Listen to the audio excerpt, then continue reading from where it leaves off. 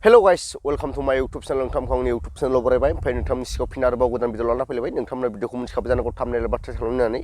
बिदिब्ला नोंथांमोना भिडिअखौ उइदाउट स्किप खालामाजासे जोबजासिम नायलांदो लोगोफोर ओमफ्राय लोगोफोर दिनै नोंथांमोननिसिम आं मोनसे आपडेट लाना फैदों बे आपडेटआनो जाहैबाय लोगोफोर जोंना जेसि नार्जारिनि ओमफ्राय नोंथांमोनाथ' मोनथिखागौ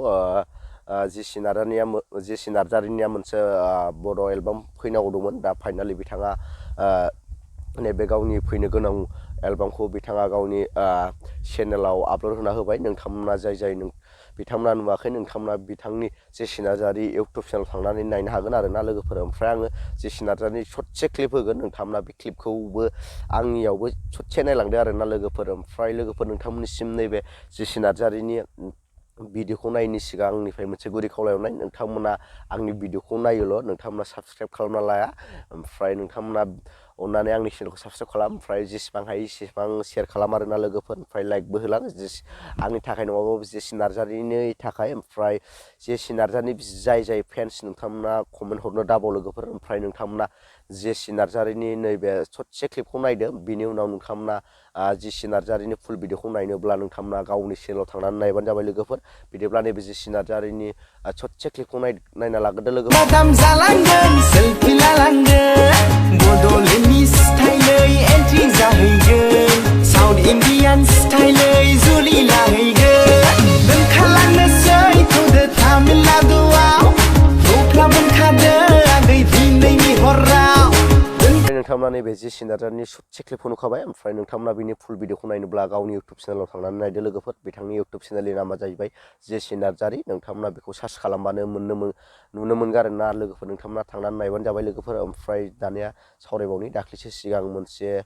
जेसि नार्जारि मोनसे एलबाम ओंखारदोंमोन बावखुंग्रि हाजो सेरनि नोंथांमोना बे एलबामखौथ' गोबां मानसिफोरानो गोबां मोजां मोननानै बिथांखौ अनसायदों ओमफ्राय बे भिडिअनि भिउसआबो मोजाङैनो फैदों मानो होनना बुङोब्ला बे भिउसआ बेसेबां फैदों आं खिथानि बिथांनि भिउसआ फैदों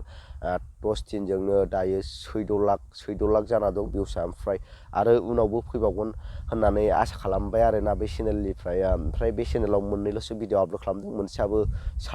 7 लाखनि एसे बारा जाबाय खोमा भिउस फैनाया ओमफ्राय नैबे 14 लाख मोननै भिडिअजोंनो ओमफ्राय भिउसआलाय गोबांथार फैदोंमोन ओमफ्राय बिथांनियावहाय साबस्क्राइबारा खम आरोना नोंथांमोना भिडिअखौल' नायो साबस्क्राइबबो खालामना हो जाहाथे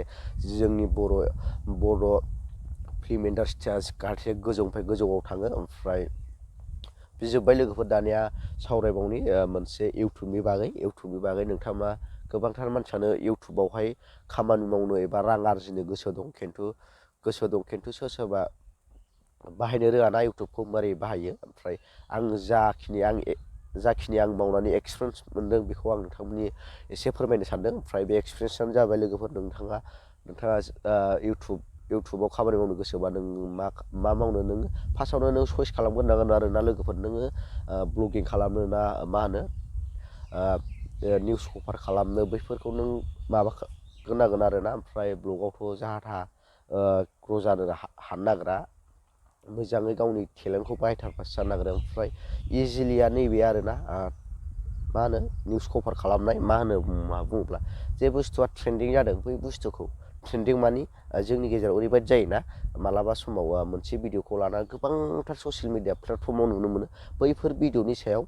भिडिअ लाबोनो रोंनांगोन आरो अब्लासो नोंनि चेनेला लासैनो ग्र' जागोन आरो ना नोङो मावबाय था बैफोरबायदि ट्रेन्डिं टपिकखौ लानानैसो नों भिडिअ बानायनांगोन अब्लासो फार्स्टआव नों ट्रेन्डिं टपिकखौ लानानैसो भिडिअ बानायब्लासो नोंनि चेनेलाव ग्र' जानायनि चान्स थायो आरो बांसिन नोंथांमोना आंनि बे टिपखौ होबाय आंबो आंनि बे खामानिखौ मावनानै आंबो प्रुभ मोनदों जे आंबो सानसे समाव ओरैबायदि ब्लग भिडिअ आपल'ड खालामो भिउसआनो फैया ओमफ्राय मोनसे ट्रेन्डिं टपिकखौ आङो खनसे कभार खालामदावदो बेनिफ्राय आंनाव भिउस फैनाया मा होनो 100आव 200 300 बेफोरबायदि फैनायाव आं थाल मोनबाय जे जोङो इउटुबाव खामानि मावनोब्ला जे बुस्थुआ ट्रेन्डिं टपिकफोरखौ लानासो जों खामानि मावनांगौ होननानै आङो सानना लाबाय आरो ओमफ्राय बे दिननिफ्रायनो आंनि चइसआ आलादा जालांबाय आङो होमबा मा होनो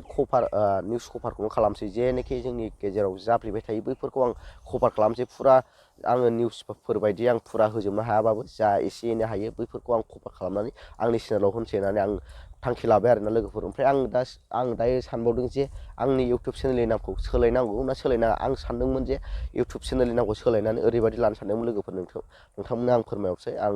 चेनेलनि नामखौ अल बड' निउस कभार नङाबा अल बड' इउटुबार माबा मोनसे बेफोरबायदियैनो लानो सानदोंमोन आरोना लोगोफोर। ओमफ्राय भिडिअखौ बारा गोलाव मोनला, भिडिअखौ मोजां मोनोबा लाइक शेयार साबसक्राइब खालाम थाबाय। लोगो मोनसिगोन नेक्स्ट भिडिअ। बाय बाय।